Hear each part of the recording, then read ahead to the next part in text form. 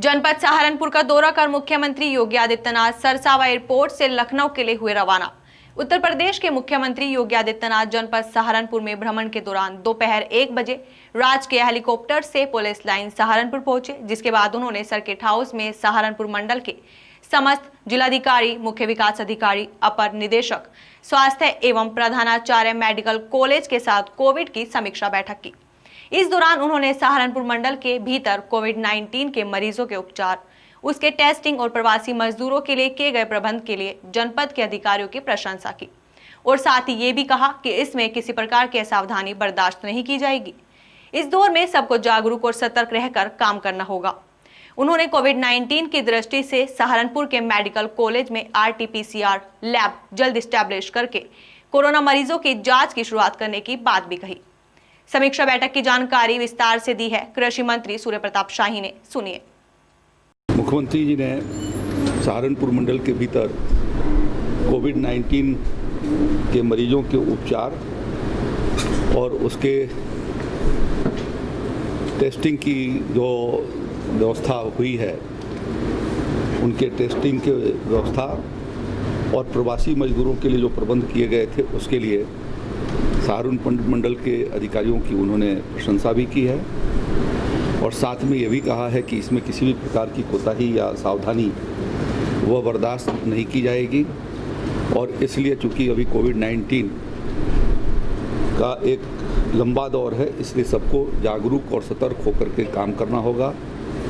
उन्होंने कोविड-19 के दृष्टि से मेडिकल कॉलेज में RT-PCR लैब, जो सहारनपुर का मेडिकल कॉलेज है, उन्होंने ये निर्देश दिए हैं कि 20 तारीख तक यानी 20 अगस्त तक उसको इस्टेब्लिश करके और वहाँ नमूनों के जांच की शुरुआत तुरंत कराई जाए।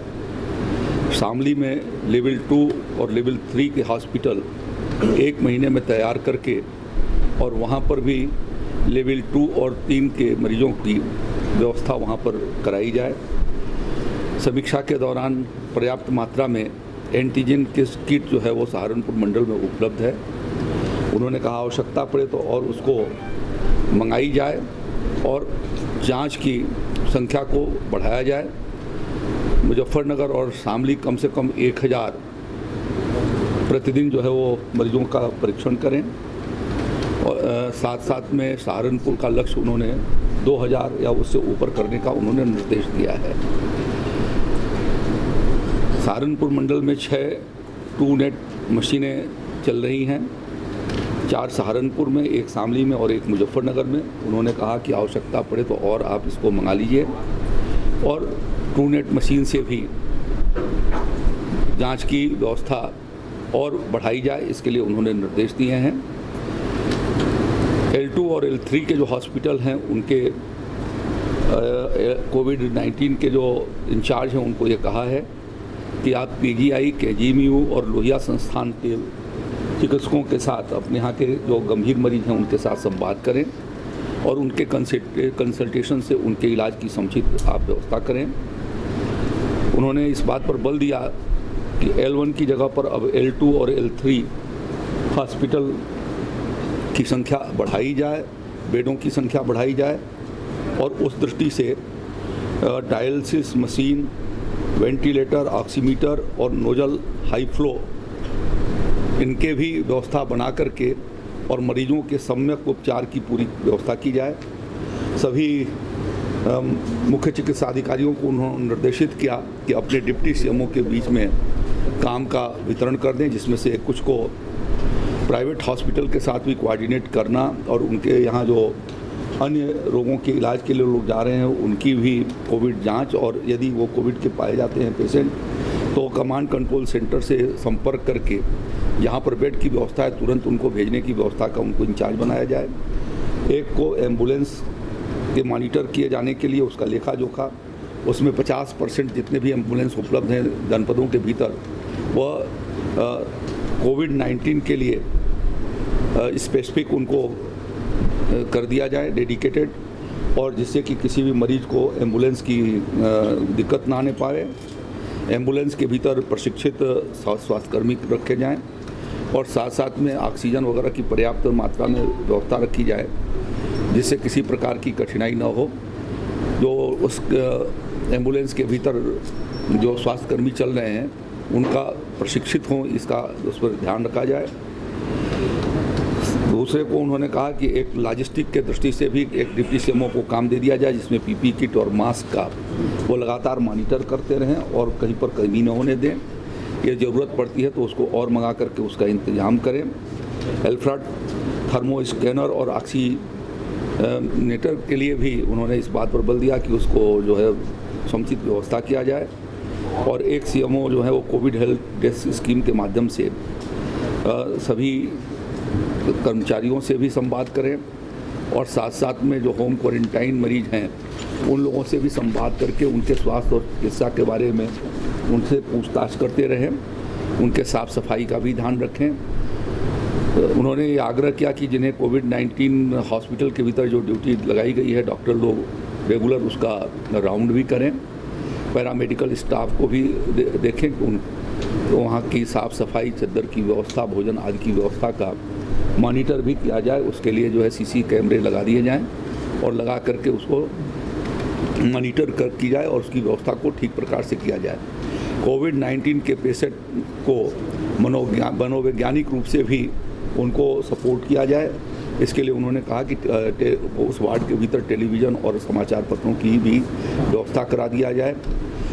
जो अस्पतालों के भीतर कोविड पेशेंट के लिए जो होल्डिंग एरिया है, उस होल्डिंग एरिया में ऐसा इंतजाम किया जाए कि उनको ज़्यादा देर न लगे और जल्दी से जल्दी उनको बेड तक पहुंचाया जाए, इसकी व्यवस्था बनाई जाए। हमारे चिकित्सक और स्वास्थ्यकर्मी अच्छे व्यवहार करके और कोविड-19 के मरीजों के साथ अच्छा व्यवहार करें। साथ में कई 100 के साथ भी अच्छे तरीके से उनको रखरखाव उनका किया जाए। और यदि परिवार के जन उनके दाह संस्कार के लिए, अंतिम संस्कार के लिए नहीं आते हैं तो जिलाधिकारी उनकी व्यवस्था कराएं और उसके लिए 5,000 रुपये जिलाधिकारी उस पर व्यय कर सकेंगे। साथ में उन्होंने कहा कि कंटेनमेंट जोन को अब बड़े एरिया से इस जगह पर छोटे एरिया के भीतर किया जाए, उसे 100 मीटर्स या उससे नीचे पर लाया जाए। और पुलिस की व्यवस्था जो है वो पेट्रोलिंग सिस्टम और कानून व्यवस्था में उन्हें लगाया जाए और उनके स्थान पर जो कंटेनमेंट एरिया है उसमें होमगार्ड, पीआरडी और एनसीसी, सिविल डिफेंस के लोगों का उपयोग किया जाए। जनप्रतिनिधियों के लिए उन्होंने कहा कि लगातार जनप्रतिनिधियों के साथ प्रशासन के लोग संवाद बनाए रखें और जो फीडबैक आता है उनके अनुसार उस पर उन्हें कार्रवाई भी करें।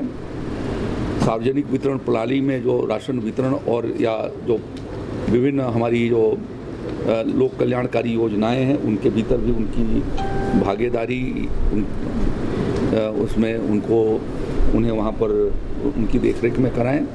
उन्हें भी वहाँ पर जहाँ वितरण हो रहे हैं सार्वजनिक वितरण प्रणाली उनकी जानकारी दे करके ऐसे अवसर पर उनको बुलाएं जिससे कि वितरण प्रणाली को हम ठीक कर सकें। साथ साथ में प्रधानमंत्री शहरी आवास योजना के भीतर भी लाभान्वितों की दृष्टि से जो लाभार्थी हैं या पात्र हैं उसमें यदि कोई सुझाव जनप्रतिनिधियों की ओर से आते हैं तो उनको भी देखा जाए। साथ साथ में डोर टू डोर सर्वे को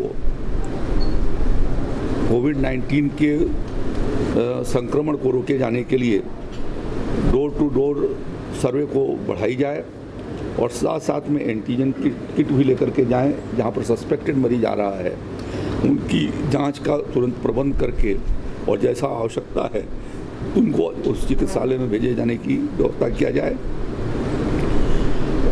ये बात ध्यान में रखा जाए कि अभी तक कोई वैक्सीन वैलिडेट नहीं हुई है और इसलिए इस बीमारी के लिए सतर्कता और जागरूकता बहुत ज़रूरी है। और इसलिए जो पुलिस और प्रशासन के लोगों को भी उन्होंने आग्रह किया है और मेडिकल कॉलेज और हॉस्पिटल के लोगों को कि पब्लिक एड्रेस सिस्टम के माध्यम से सार्वजनिक स्थानों पर इसके बारे में लोगों को जागरूक किया जाए और माइक से भी प्रचार करने की आवश्यकता है तो प्रचार करके लोगों को जागरूक किया जाए। और साथ साथ में मास्क का लगाया जाना, 2 गज की दूरी को बनाए रखना और अत्यंत आवश्यकता पर ही हम घर से बाहर निकलें, इस बात पर भी उन्होंने बल दिया है।